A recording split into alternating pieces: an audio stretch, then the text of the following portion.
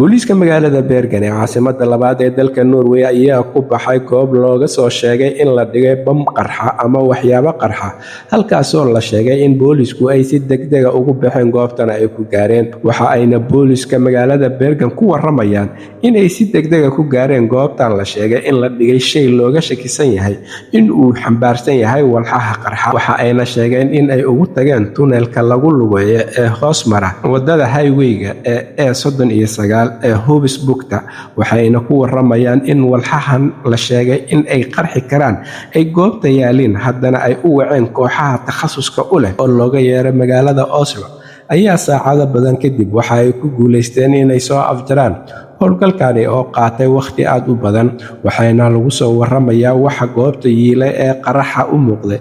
ay ahaayeen saacado lagu soo xiray fiilooyin iyo waxyaabo badan kuwa oo loogu talagalay sida ay maleynayaan in qarax looga geysto goobta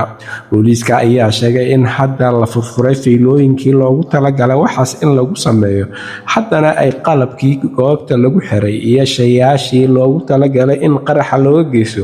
magaalada Bergen ay furfureen booliiska iyo kooxda loogu talagalay furfurista miinooyinka ayna hadda baaritaan u qaadeen waxa uuna intaa ku daray taliyaha howlgallada booliiska deegaanada galbeedka Norway Ole Rune Olison in ay arda baaritaanada wadaan kooxaha miina baarista ee ka hortaga qaraxyada wuxuuna sheegay in shaygan ama waxaan la dhigay goobta ay dadweynaha ku lugeeyaan ee looga shakisan yahay in ay yihiin walxaha qarxa la ogaan doono ay sameyn doonaan baaritaano dheeriya ay ku xaqiijinayaan cidda meesha dhigtay sababta loo dhigay iyo ujeedka laga lahaa intaba magaalada Bergen oo kamid ah magaalooyinka ugu nabdoon dalka Norway ayaa waayadii dambe waxaa lagu soo waramayay in ay ku soo badanayeen kooxaha kala duwan ee dambiyada haddii ay ahaan lahaayeen kuwa ka ganacsada daroogada noocyadeeda kala duwan kuwa dilalka qaraxyada iyo dhibaatada ka geysta magaalada kuwaasoo hay-adaha booliiska iyo kuwa cadaaladuba ay aad ula tacaalayeen qareenka booliiska Jonas Lund Olsen ayaa sheegay in ay hadda